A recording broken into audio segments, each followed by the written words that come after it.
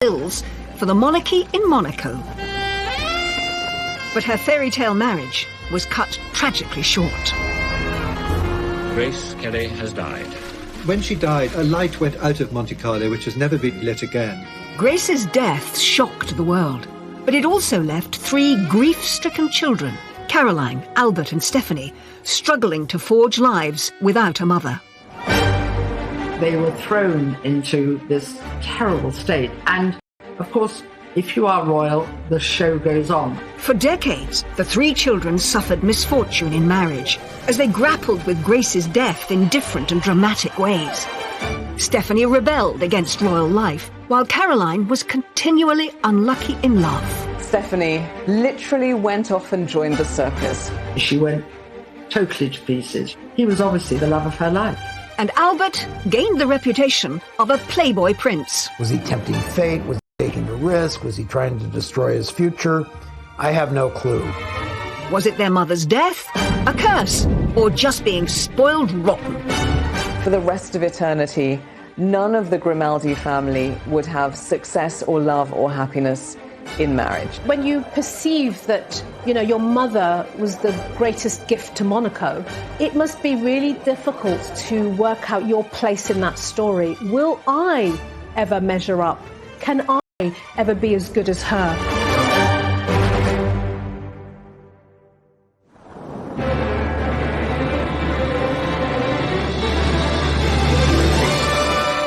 Grace Kelly had 3 children, Caroline, Albert and Stephanie. Born into one of the wealthiest royal families on the planet, their assets are rumoured to be worth over $1 billion. Grace Kelly's 3 children were brought up in a vacuum. They were brought up in a bubble. Their life has been one of fabulous wealth and luxury, polo, lunches, champagne and indulgence. Despite their lives of luxury, there were challenges for all 3. The 3 children have all had their ups and downs. They've all had their fair shares of marital difficulties and tragedy. Every family has its trials and tribulations. The huge difference between ordinary folk and the royal family is that there's this spotlight onto them, and the press is always waiting to expose any of these things. The family suffers from what lots of rich, famous families do. I'd say they have more money than sense. But growing up in the House of Grimaldi might not be the fairy tale it seems. On the 23rd of January, Knight was born. She had to always be the good girl, to observe protocol, to do the right thing, to say the right thing, all at the right time. Grace, because of her own childhood, was a strict disciplinarian, so she spanked her eldest daughter for being naughty, and she once said, "I spanked her every day." Albert came along just over 12 months later. As the first male child, he had a date with destiny, that he would one day follow in his father's footsteps as ruler of Monaco. But it was a fate young Albert struggled to grasp. When asked what he'd like to be, he said he wanted to be a cowboy. He found it very hard to sort of engage an ambition for himself, since his role in life was very much laid out before him. As heir, Albert came under the tutelage of his father, Prince Rainier, said to be far stricter than Grace and often absent, preoccupied with the business of ruling the principality. Prince Rainier was extremely wary of other children and of other families getting close to the royal family at Monaco. He didn't really understand why his children needed friends. Caroline's fond of telling a story about how when they were young, they would pretend they were poor, she and Albert, when they played, so they could be like other children. The fact is, once you're in that fishbowl, you're in that fishbowl, and no matter what people do to try to make your life normal, it's not going to be. Born 7 years after Albert in 1965, Stephanie, the youngest, perhaps experienced a more relaxed childhood than her older siblings. Well, Albert once said that Stephanie learnt very quickly how to wrap her mother around her little finger. I think Stephanie was probably a little bit more spoiled than the others and maybe allowed to get away with a few things. Stephanie was inseparable from her mother. But their close connection meant that, together, they went through one of the most traumatic events to hit the House of Grimaldi. What should have been a simple trip, Grace driving her daughter to the train station, turned into a tragedy that would go down in history. Grace was driving round the infamous hairpin bends of the Corniche outside Monaco when she crashed her car. And so Grace Kelly has died. On the 14th of September 1982, Grace Kelly, Hollywood princess turned real royal, died, aged just 52. Grace Kelly and Stephanie were supposed to be catching a train that would take them to Paris. And they were really excited about the trip. So the little metallic green Rover, very sporty little car, it was full of hat boxes and suitcases. They didn't need a chauffeur because he wouldn't fit. So Grace... Corniche are treacherous. I mean, there's endless winding bends. People always will come up with conspiracy theories. She may have had a small stroke or something like that, but she lost control of the car. When she came to, she was disorientated. She jammed her foot on the brakes. Now, there's a bit of doubt around this because it might be that she had accidentally jammed her foot on the accelerator and the car went faster. Stephanie reached for the handbrake, but terrifyingly, the handbrake didn't work. The car was out of control. It slammed through a wall and plunged around 100 feet off the side of a cliff. It was reported afterwards that neither Grace nor Stephanie were wearing their seatbelts. Stephanie was injured in the crash. She had lost a tooth. Her mouth and her tongue and her lips were all cut up. Princess Stephanie has a broken vertebrae, but she's fully conscious, sitting up in bed and eating normally. It was a miracle Stephanie had survived, but the injuries sustained by her mother were devastating. After she was rushed to the Princess Grace Hospital, her health seemed to rapidly deteriorate. She suffered another stroke, and that led to a brain hemorrhage, and she was actually put on a life support machine. Doctors told Prince Rainier and Princess Caroline and Prince Albert that there was no hope for her. So they took the terrible decision to turn off the life support machine. Just one day after the accident, and with her husband of 26 years by her bedside, one of the biggest and most iconic names in Hollywood history, Princess Grace of Monaco, passed away.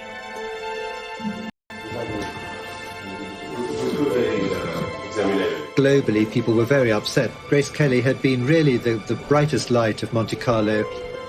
When she died, a light went out of Monte Carlo which has never been relit again. The world was mourning the loss of Grace Kelly, but her 3 children were mourning the loss of their mother, and each would cope in different ways and face unique challenges. This was cataclysmic for Princess Caroline. The requirement that from the moment of the death, the moment of the funeral, she herself, Princess Caroline, was essentially the First Lady of Monaco. She has had a tricky life with 3 quite complicated marriages. Inevitably, the death of Princess Grace affected Albert. He sought solace in all sorts of things, you know, enjoying himself and going out with different girls. Prince Albert didn't want to grow up.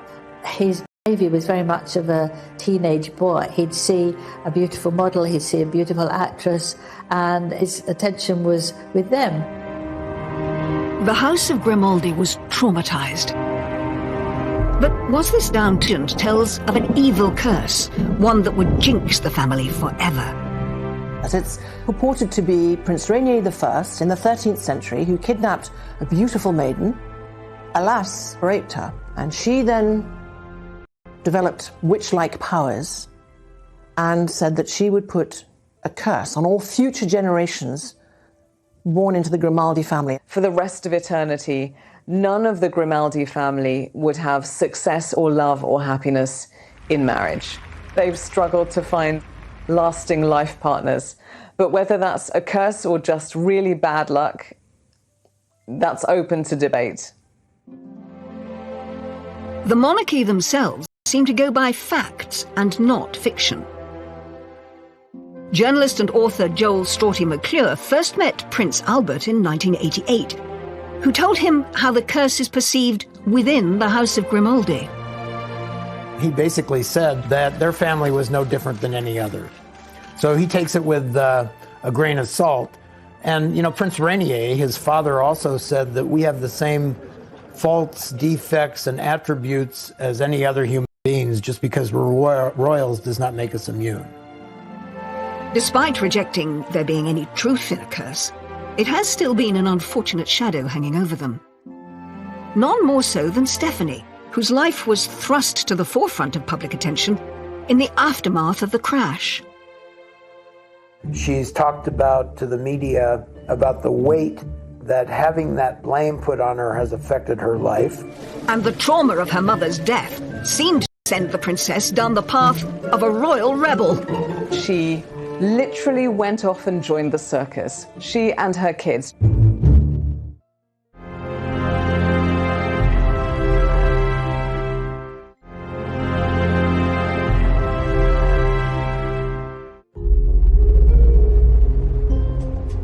At the age of just 17, Princess Stephanie was thrust into the spotlight as speculation started to spiral that she had caused the accident that killed her mother, Grace Kelly.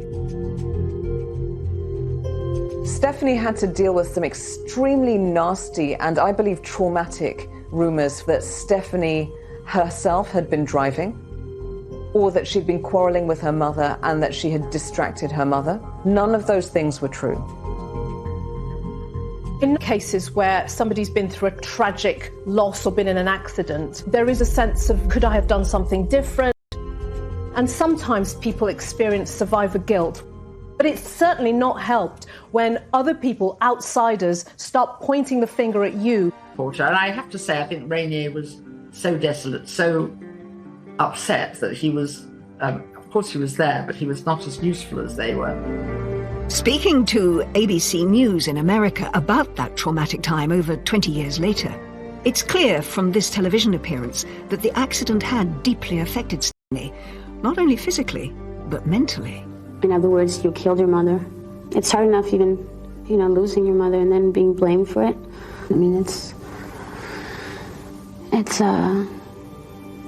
terrible. She's talked about to the media about the weight that having that blame put on her has affected her life. I think it's a terrible thing that she went through. It was just a very freak accident. Stephanie's brush with death and the trauma of the sudden passing of her mother seemed to instill in her a desire to live life for the moment. It set her down the path to being a royal rebel, but it also liberated her in a weird way because she thought, well, you could lose anything in just 1 minute. So I'm going to take everything I can of life and follow my own whims and desires, which she did, not always for the better. Stephanie Marie Elizabeth Grimaldi was born on the 1st of February 1965. Welcomed into the world with a Monegasque traditional 21-gun salute, she was Grace and Rainier's third and perhaps most colourful child.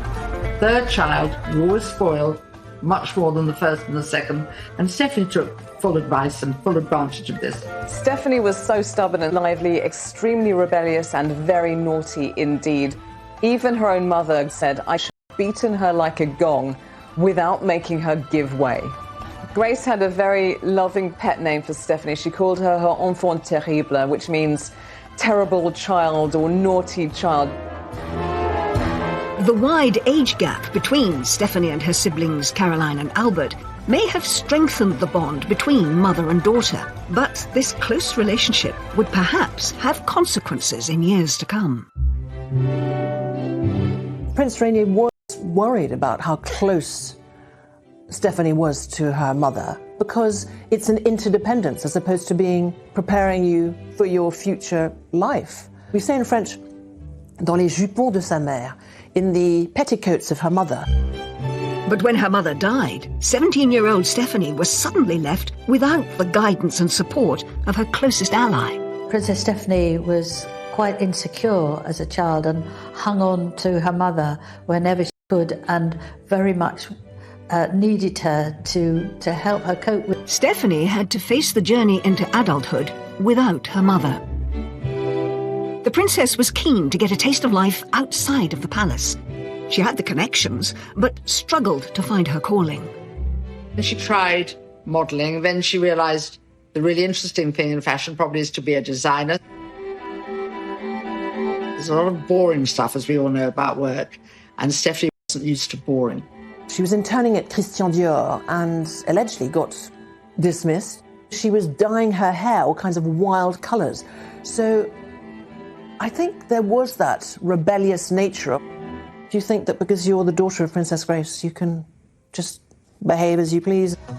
With no career choice seeming to stick, Stephanie tried her hand at music. A diversion from the conventional look and path of a princess, Stephanie released her first single in 1986, Urago. What you see there is a very unprincessy image. She's being sexy, she's doing her thing. This is her attempt to say, you know, I'm more than just this princess. I have my own identity and I'm trying this out for size and I like it. Growing up, Stephanie was fascinated by Grace's awe-inspiring Hollywood past. That's perhaps what inspired her to follow in her mother's golden footsteps in her attempts to carve out a creative career. Grace would tell her all the stories about Hollywood, and they would sit in the palace and dance together, and they'd look at old photographs. They'd talk about the films of the current day. Please welcome Her Serene Highness, Princess Stephanie of Monaco. In 1990, she gave a nervous performance on Aspel & Company, opening up about her true feelings on her bumpy journey to stardom. Trying to establish a name and identity for herself in the shadow of her iconic mother was always going to be tricky, and comparisons were often drawn. I would love to be an actress one day, but I think it's even harder for me because everybody's like waiting for me and, oh my God, they're going to compare me to my mother. Show people that I have a personality of my own and I'm not trying to be my mother. Knowing people are watching it saying, you're not as good as the great Hollywood icon that is Grace Kelly. The fear of continually being compared to her mother and coming up short really stymied Stephanie's acting career because it hurt her confidence. But it wasn't just her career that seemingly showed an urge to break free from the royal orbit. As Stephanie continued to live for the moment, her love life took an unexpected turn. Just like generations of Grimaldis before her, a string of turbulent relationships ensued, with the press linking her to some very high-profile men. Footballer. She had a relationship with Jean-Claude Van Damme, the actor, the Hollywood star Rob Lowe. And in 1991, she got together with Daniel de Crouet, her bodyguard and a former fishmonger. It marked the start of a very lively love life. Prince Rainier mistrusted him very strongly, and he began to suspect that his daughter did not have a very solid sense of what was good for her in relationships. He was already involved with another woman who was 6 months pregnant, but they fell in love, and Stephanie actually ended up marrying him, and they had 2 children. And I think he was probably the biggest love of her life. Her father was incandescent, but Prince Rainier soon fell for the grandchildren and accepted them and their marriage. But hopes of a fairy tale ending were soon dashed. Less than a year into the marriage, things took a dramatic turn when a series of candid photographs of Daniel were published in Italian magazines. He was actually photographed frolicking, if you will, with Miss Belgium bare breasts. Needless to say, Stephanie wasn't terribly happy about that. The couple divorced in 1996, but in 1998, Stephanie's adventures in love continued with another bodyguard, Jean-Raymond Gottlieb. She had a child with him, a daughter called Camille. The father was not named on Camille's birth certificate, and in fact it was only revealed decades later by the daughter herself on Instagram. She was actually banished by her father to a ski resort to try and recover while the dust settled from the scandal. And then she took up with a Corsican barman. Aged 36, she made another surprising choice and got involved with married Swiss elephant trainer Franco Cani. Love blossomed after they met at Monaco's International Circus Festival. She literally went off and joined the circus. She and her kids. She's got 3 kids by now. Princess Caroline was absolutely devastated by her sister's behaviour. She felt she was letting the whole family down. actually moved into his trailer and they actually travelled around with the circus. And obviously it was not ideal for her children. It was very difficult for them to get educated. And I think after a while the novelty wore off. The relationship fizzled out, but the circus around her love life wasn't over. Waiting in the wings was Portuguese acrobat Adans Lopez Perez, who was nearly 10 years her junior. The unlikely couple's family home was a caravan, a far cry from the splendour of the 253-room Prince's Palace of Monaco. Eventually she moved back to the luxury of the palace. It may appear to some that her love life was cursed, or that its chaotic nature was perhaps a reaction to her mother's tragic death. But it could be just as Stephanie has said herself. I may be a princess, but above all, I'm a human being. If you step back and look at their lives, which was very, very small, a very tiny bubble of people were allowed to enter into it, you have very little life experience about what people are like, what relationships are like. So I wonder whether this is a way of experimenting. I'm going to go for all kinds of different people that I find exciting because they're opposite of duty and restraint. I think that's one of the problems that probably Stephanie's had, because you've got a palace to move back into. You can live the rest of your life very comfortably, having walked out of a marriage. Prince Rainier was reported to be despairing over his daughter, and his displeasure with her behaviour may have been communicated in his will. Apparently, he left her only 1%, and he left Caroline and Albert more. Albert, obviously, he's the reigning prince, would have been left most of the bulk of the money. I think 1% of the money of the Grimaldi royal family would take care of us all. At the age of 56, Princess Stephanie may not have managed to find happiness in her relationships, but she perhaps gets the love and praise she craves from her 3 children and her philanthropic work.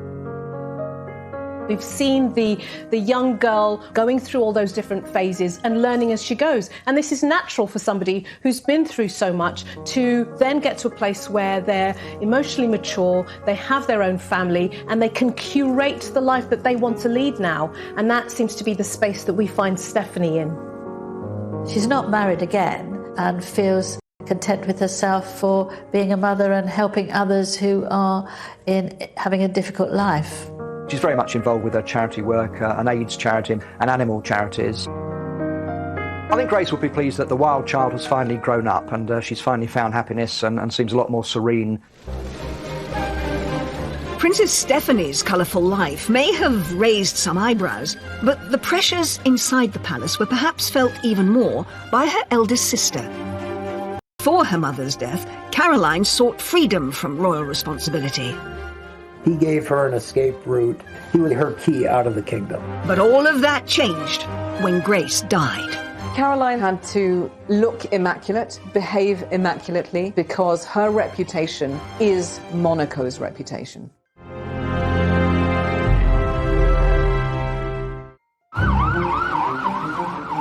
Princess Caroline was only 25 when her mother died, and her role in the royal family changed overnight. No one could have predicted that she would have to take the reins so young. This was cataclysmic for Princess Caroline. The requirement that from the moment of the death was essentially the First Lady of Monaco. Eyes of the world were on her and she couldn't put a foot wrong. She immediately had to learn and reflect all of the royal protocol.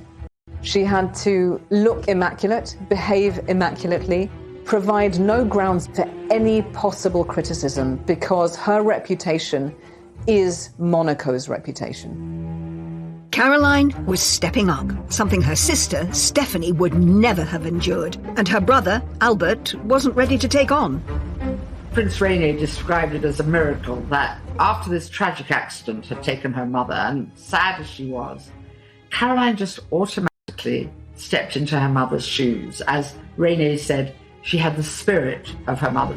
And that spirit was evident in this interview with the American interviewer Barbara Walters.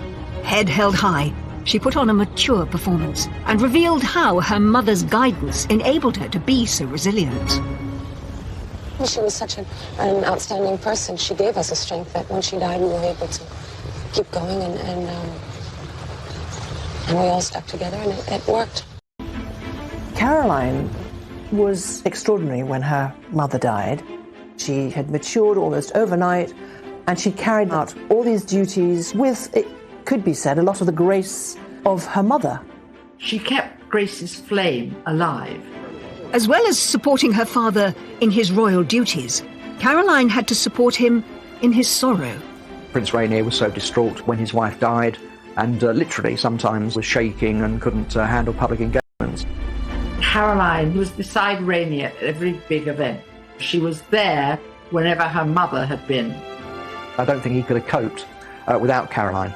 She was there right by him, and that was absolutely essential to moving the whole institution forward.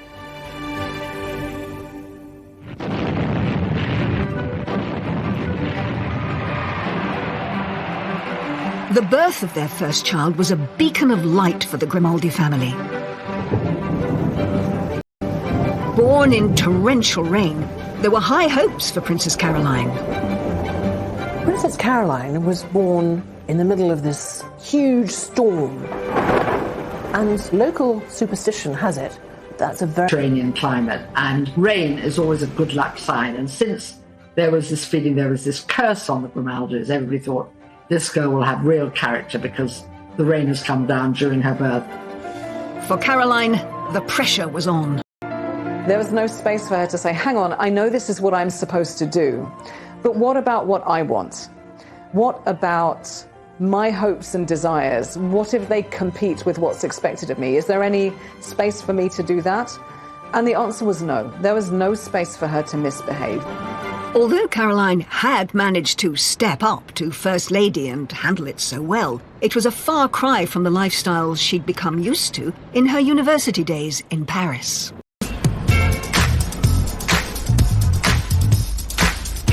For Caroline, Paris was freedom, exploration, finally having lived and left the Monaco Principality, tiny, everybody knows everybody. She really longed to escape, so Paris was her escape. She was finally free of the stiff formality of Monaco and of being a kind of Euro royal where you're expected to behave all the time. She was able to sow her wild oats, and she certainly did. She wanted to get out. She wanted to get away from, if not out of, that fishbowl. But escaping Monaco didn't deliver the freedom Caroline had hoped for. She was photographed by the paparazzi all the time, smoking and drinking and cozying up to her friends who were also equally glamorous and well-appointed. Having a good time as a young, talented, privileged woman is not some sort of crime, but she was painted as a party animal in a negative way.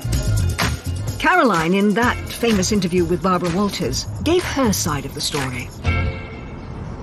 When I was 18, 19, like every kid my age, I used to go out to disco on Saturday night, which I don't find astounding in any way. I went out far less than anybody in my generation, but people think that I lived in nightclubs and parties, and it's silly. It's so untrue. She was portrayed by the press and the paparazzi as somehow being unclassy or downscale or loose. These were really slanderous, nasty things to say about her. She found it violating. Her father, Prince Rainier, said, I would shoot these people if I could.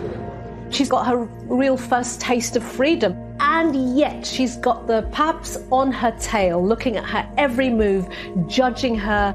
The headlines are all about this party girl princess.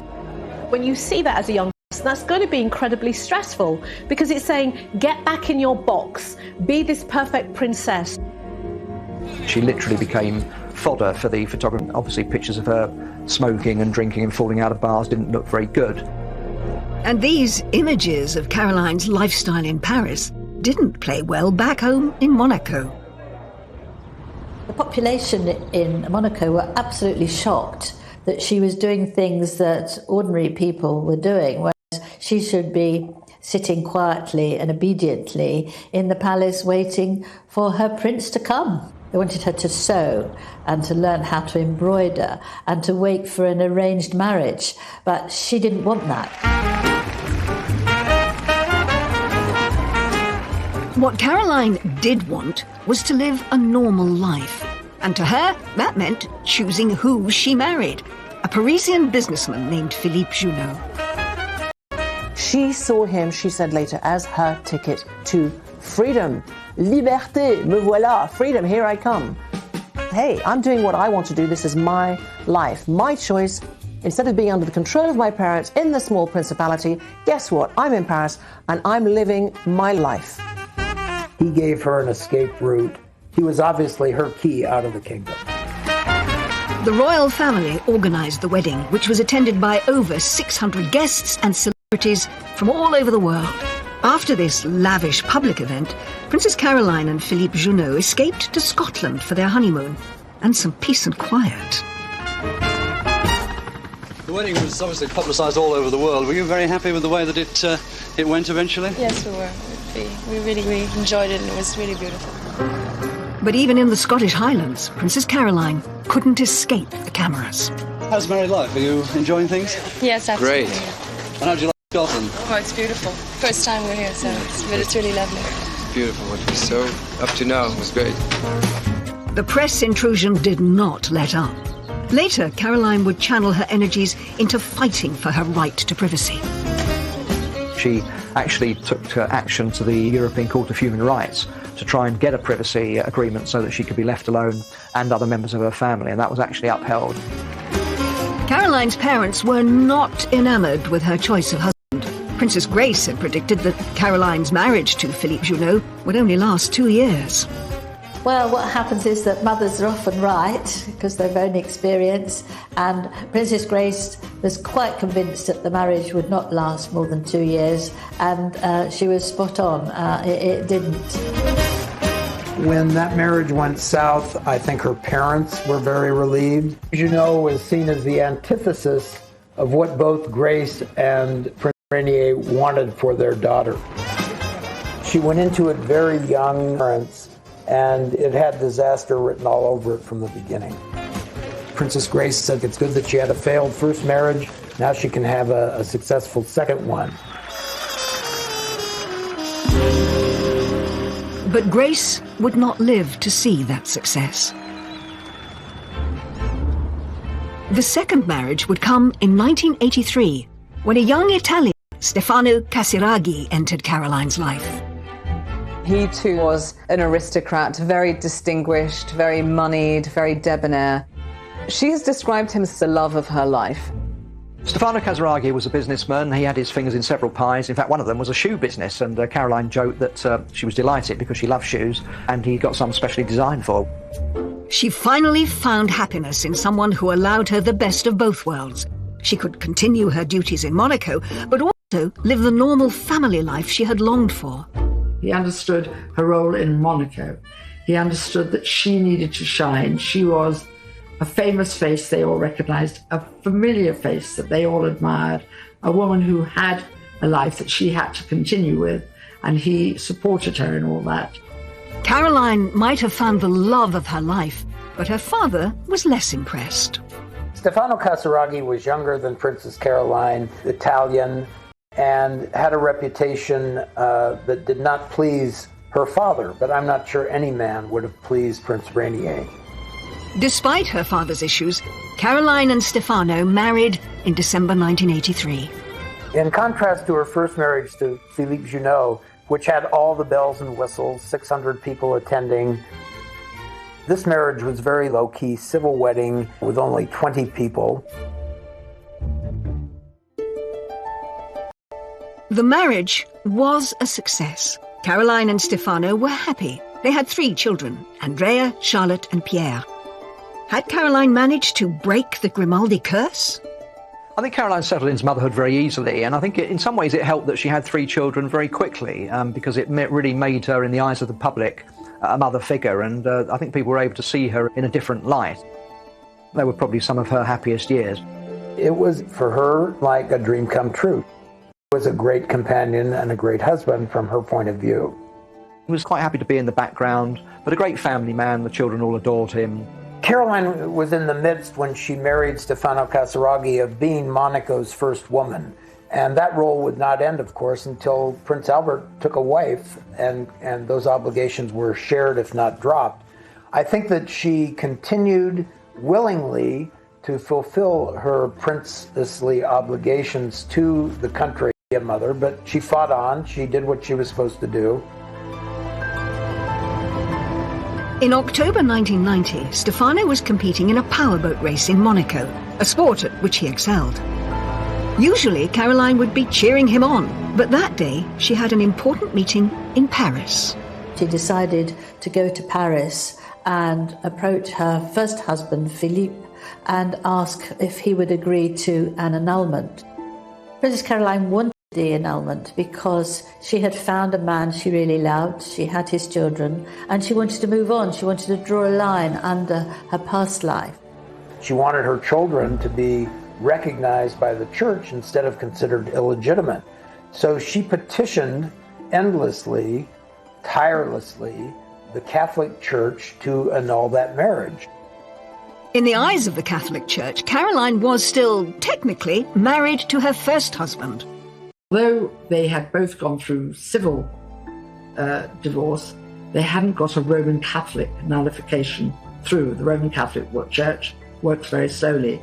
And she'd hoped that Juno, who by then also had remarried and had a child, would be very keen for this to happen as well. Whilst in Paris, Caroline could never have predicted the events that would follow. Back home in Monaco, there was about to be yet another twist in Caroline's tale.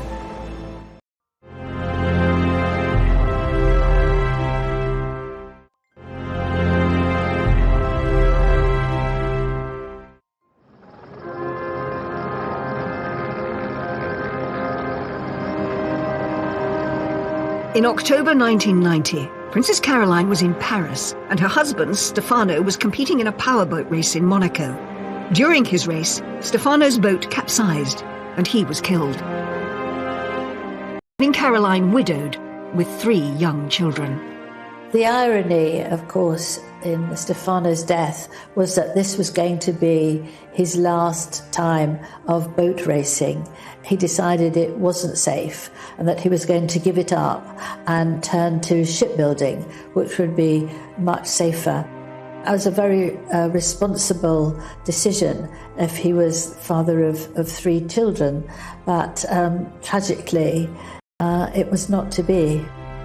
Caroline's world had fallen apart again. The man she had found who could support her in her royal role was gone. Here she is moving forward with her future. It looks positive, it's hopeful, it's going in the right direction. And suddenly, out of nowhere, her reality is pierced by this terrible, devastating loss. Her husband died. It brought back memories of her mother as well, and she thought the two things triggered each other. And she really did struggle for a couple of years. She was only seen out and about very rarely in public, mainly wearing black and dressing very somberly. There's an interesting shift in family dynamics when Princess Caroline then looks to her father and leans on him and expects him to step up emotionally for her, just as she stepped up to him when her mother died. Stefano's funeral took place at Monaco's Cathedral of St. Nicholas, the same place Caroline's mother's funeral was held. Princess Caroline's world fell apart. It didn't fall apart in a messy way. It fell apart in a royal way, which is worse because all of that suffering and pain and horror, you can't really express it at all. So it's all happening on the inside. It was really a very sad sight for anybody to witness. I don't think I've ever seen a woman become more dejected, upset, transformed, gaunt than Princess Caroline was in the aftermath. It was just another tragedy to hit the Grimaldi family. On top of everything else, Caroline's marriage still wasn't legitimate in the eyes of the Catholic Church. Not only had she lost Stefano, but her marriage to Stefano wasn't recognised. And I think during a period of dreadful loss, that would have been another layer of grief. This is the love of my life, and our union isn't even recognised yet. It would take a decade for the situation to be resolved.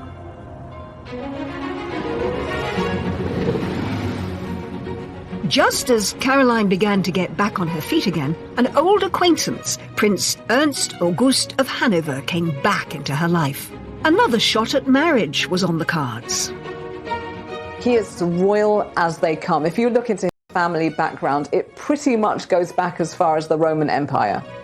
He is super duper, unbelievably mega posh, every which way you look at it. And he has connections to every major European royal family, including the English royal family through King George.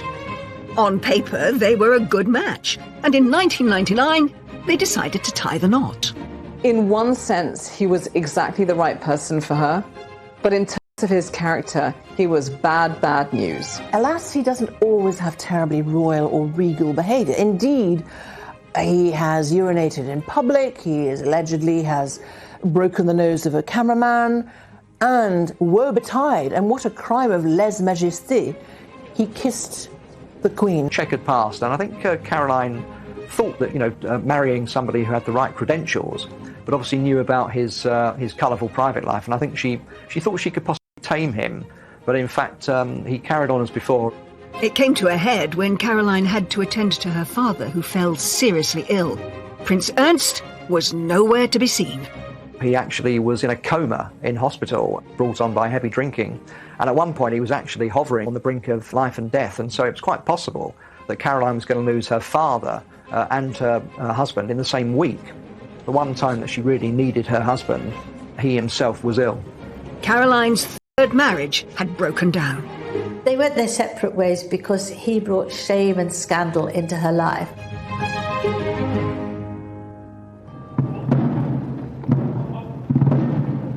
Meanwhile, Caroline was still saddled with the responsibilities of being First Lady of Monaco. No one could have predicted she would have been in this position for so long. I think Prince Albert felt very pressured by his older sister, Princess Caroline, who wanted to relinquish the role of First Lady of Monaco. She is just thinking, Prince Albert, will you just get on with it? Will you just settle down, marry, provide an heir, and then I can really get on with my life? In 2005, when their father died, Albert had to step up and take on his father's role. It was a chance of freedom for Caroline. But after all these years, her brother had still not married. Prince Albert didn't want to grow up. His behaviour was very much of a teenage boy. He'd see a beautiful model, he'd see a beautiful actress, and his attention was with them. And his poor sister had to fill in for him a lot of times and be there for him. The credit to Princess Caroline that she was required to maintain face all the time, and she did. She did her duty. Caroline could have been freed from her duties if Albert had found a wife sooner. As early as 1985, when Albert was only 27, he was already being asked the question that would define the public perception of him for many years to come. It was a question Albert grew tired of, etched on his face in this Barbara Walters interview. I have to ask you that question you must be so sick of. You know what it is? Yes, I'm ready. Why don't you ask it and answer it? The question is, what about marriage? The answer is, I don't know. It was very interesting in Barbara Walters' interview with Prince Albert because he didn't like the question and he dodged it. He didn't. My wonderful sister has given up so much for me. He could do what he liked, he could say what he wanted. As long as his sister was stepping up to be First Lady, he didn't have to bother. Was there a reason that Albert wouldn't settle down? Would his playboy lifestyle eventually get the better of him?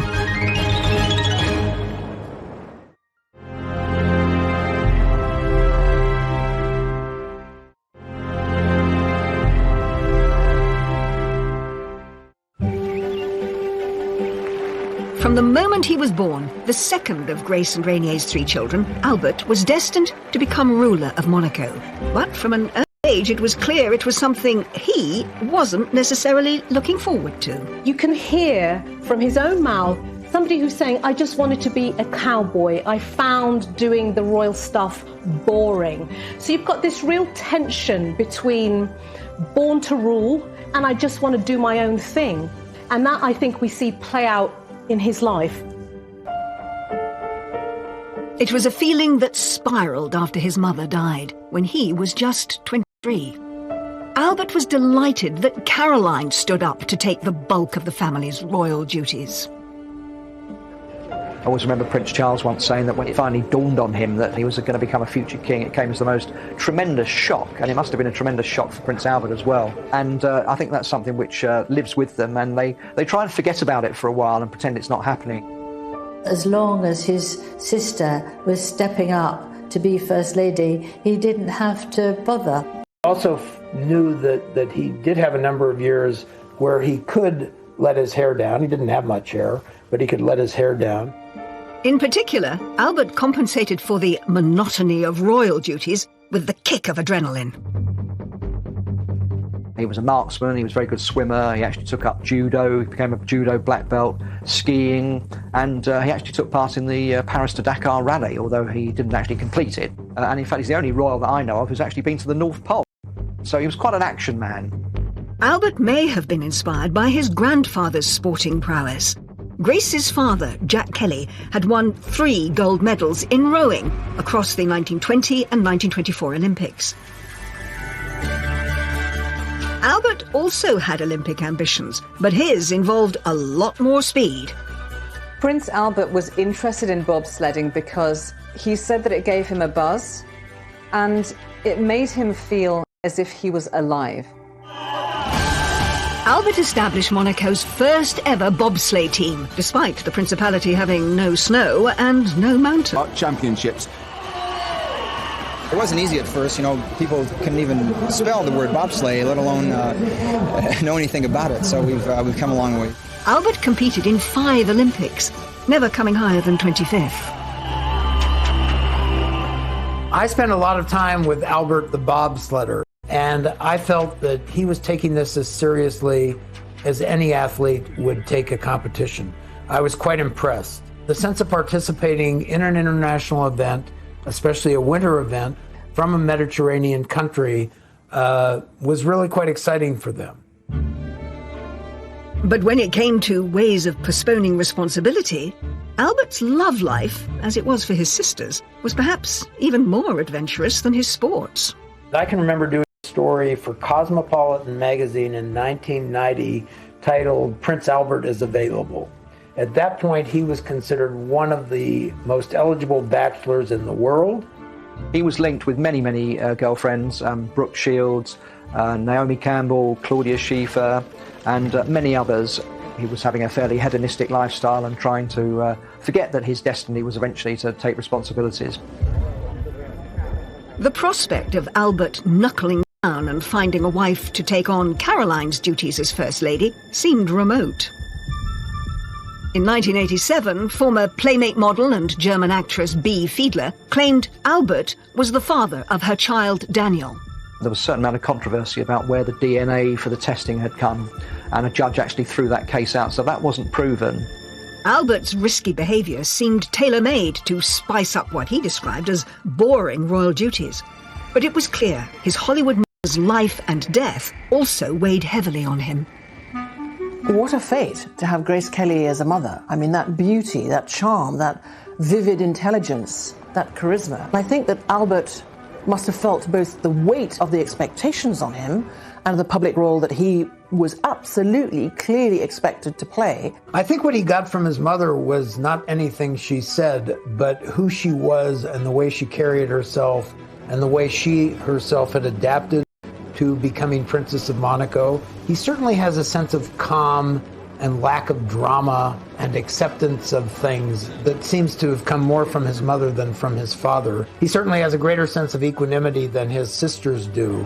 When you perceive that, you know, your mother was the greatest gift to Monaco and was this beautiful, incredible actress who became, if you like, the perfect princess, it must be really difficult to work out your place in that story. Will I ever measure up?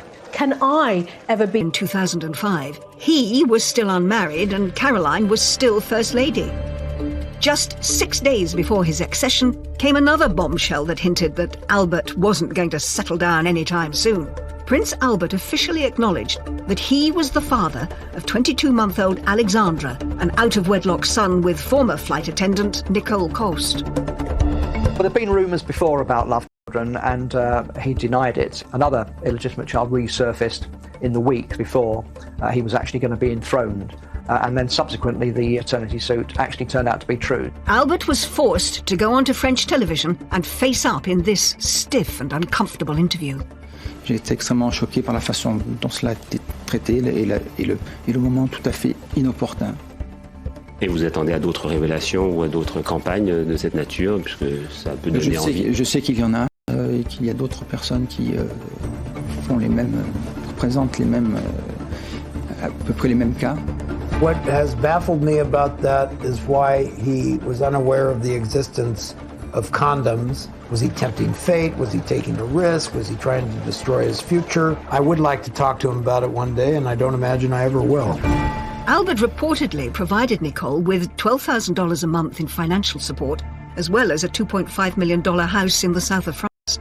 Alex would keep the Grimaldi name, but could not succeed Albert. I wonder whether in that position, he had no choice.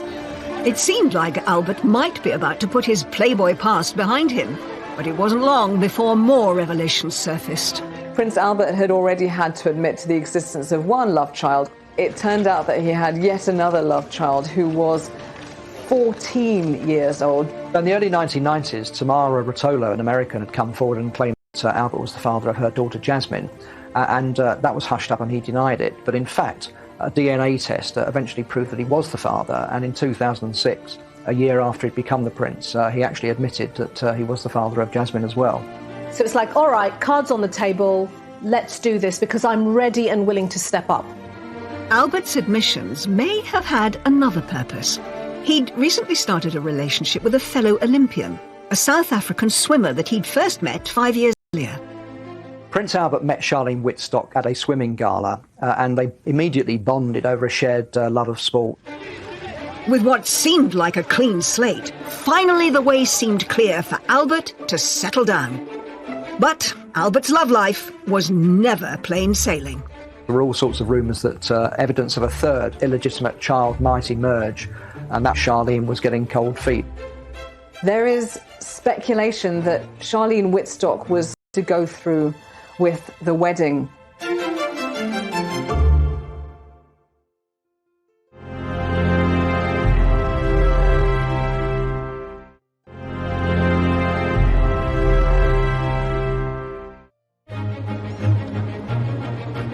By 2010, all three of Grace Kelly's children, now in their 40s and 50s, had spent their entire adult lives cursed by an inability to find a happy marriage. It's the third marriage that Caroline has had, and it's come to a bad end, as both of the others have. And now she lives alone. She's back living where she grew up. It's like returning home to the roost. Stephanie has stepped away from the limelight and lives a much more quiet, discreet life, and that is understandable. But there was hope for Albert. In June 2010, Albert was sat on the side of the bed as his girlfriend of 5 years, Charlene, was packing to leave the apartment. He did it in a very straightforward way. No violins, no beachside romantic setting. He was just in Charlene's flat and he said, "Would you like to marry me?" And she thought he wasn't being serious. He'd actually rang her father before he proposed to Charlene. He chose the timing very badly. He rang Charlene's dad when there was about to be a very big football match in the World Cup, South Africa versus France. Her father congratulated him and said, "That's great, I now have to get off the phone. There's a football match I want to watch." I don't know at the time if he immediately knew that this is the woman I want. He has told me that he felt sorry for anybody who would become the Princess of Monaco due to the fishbowl effect and the obligations that come with that role. But he obviously waited a long time before he chose someone and was sure after a number of years that she was the one. I think in retrospect, That was his timetable. After years of failed relationships and 2 confirmed illegitimate children, Albert's engagement to Charlene was announced on June the 23rd, 2010. But marrying a prince isn't an easy thing to do, especially one with a mother like Grace Kelly. I think Albert was worried about the inevitable comparisons to Grace Kelly, and he was concerned that Charlene might not be able to cope with this, knowing that you're forever going to be compared to them and put on that pedestal. So it was quite a big decision to make. Grace Kelly had struggled with intense loneliness at the start of her royal marriage, struggling to come to terms with being a princess. Albert feared the same would happen to Charlene, risking both her and his happiness. The rumours of him being a playboy, of him being a womanizer, really bedeviled his whole, teenager adulthood right past. On the 2nd of July 2011, the most glamorous, high-profile event since the 1956 union of Prince Rainier and Grace Kelly took place at the Pink Palace.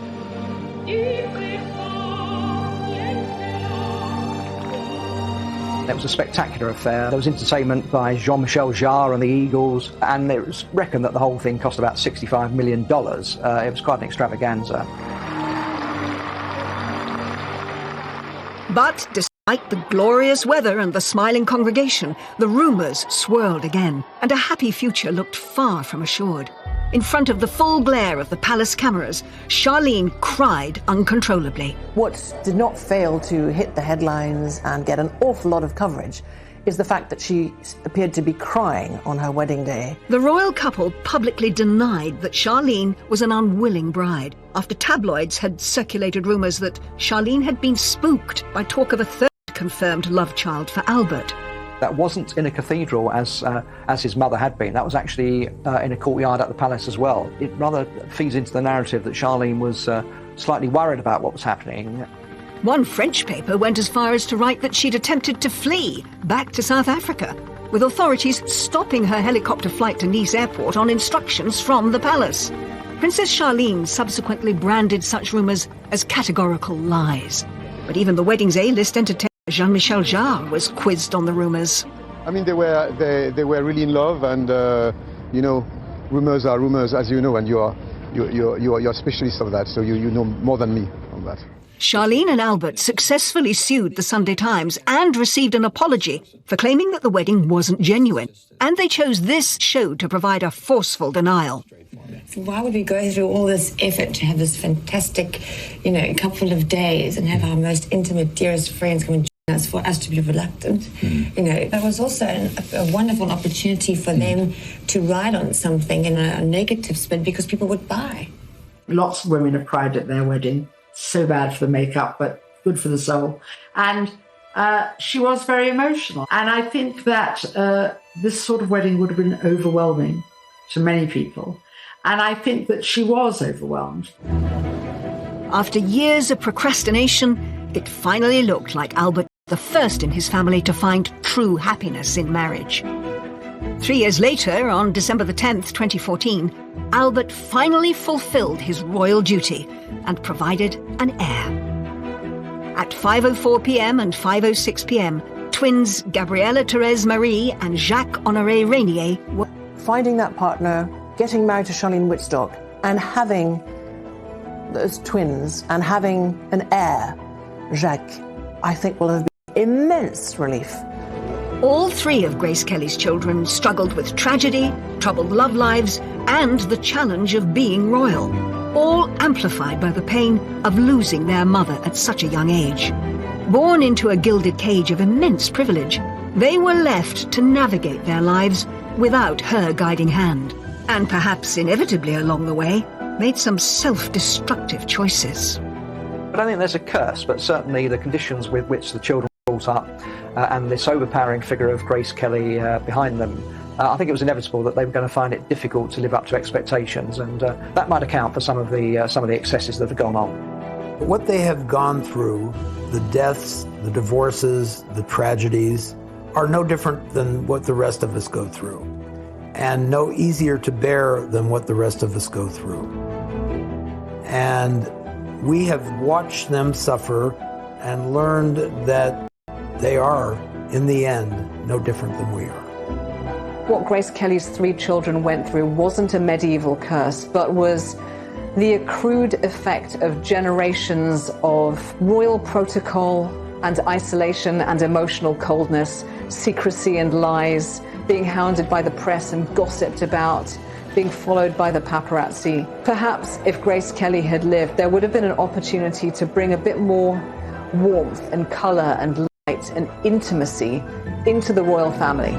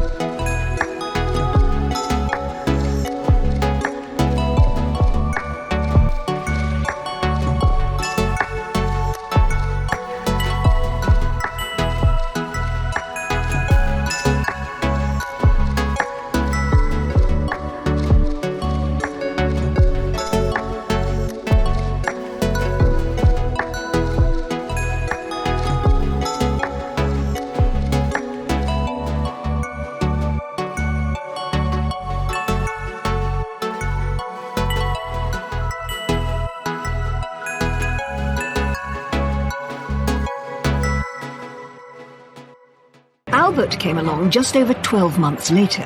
As the first male child, he had a date with destiny, that he would one day follow in his father's footsteps as ruler of Monaco. But it was a fate young Albert struggled to grasp. When asked what he'd like to be, he said he wanted to be a cowboy. He found it very hard to sort of engage an ambition for himself, since his role in life was very much laid out before him. As heir, Albert came under the tutelage of his father, Prince Rainier, said to be far stricter than Grace and often absent, preoccupied with the business of ruling the principality. Prince Rainier was extremely wary of other children and of other families getting close to the royal family at Monaco. He didn't really understand why his children needed friends. Caroline's fond of telling a story about how when they were young, they would pretend they were poor, she and Albert, when they played, so they could be like other children. The fact is, once you're in that fishbowl, you're in that fishbowl, and no matter what people do to try to make your life normal, it's not going to be. Born 7 years after Albert in 1965, Stephanie, the youngest, perhaps experienced a more relaxed childhood than her older siblings. Well, Albert once said that Stephanie learned very quickly how to wrap her mother around her little finger. I think Stephanie was probably a little bit more spoiled than the others and maybe allowed to get away with a few things. Stephanie was inseparable from her mother. But their close connection meant that, together, they went through one of the most traumatic events to hit the House of Grimaldi. What should have been a simple trip, Grace driving her daughter to the train station, turned into a tragedy that would go down in history. Grace was driving round the infamous hairpin bends of the Corniche outside Monaco when she crashed her car. And so Grace Kelly has died. On the 14th of September 1982, Grace Kelly, Hollywood princess turned real royal, died, aged just 52. Grace Kelly and Stephanie were supposed to be catching a train that would take them to Paris, and they were really excited about the trip. So the little metallic green Rover, very sporty little car, it was full of hat boxes and suitcases. They didn't need a chauffeur because he wouldn't fit. So Grace Corniche